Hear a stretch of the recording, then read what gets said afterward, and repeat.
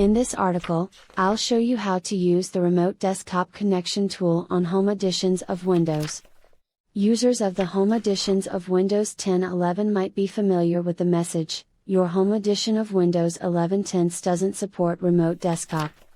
This page in the system settings asks you to upgrade to the Pro version of Windows to be able to use the Remote Desktop program.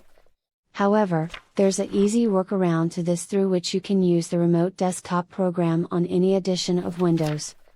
Simply use the run command msdsc to launch and use the Remote Desktop Connection program on any version of Windows.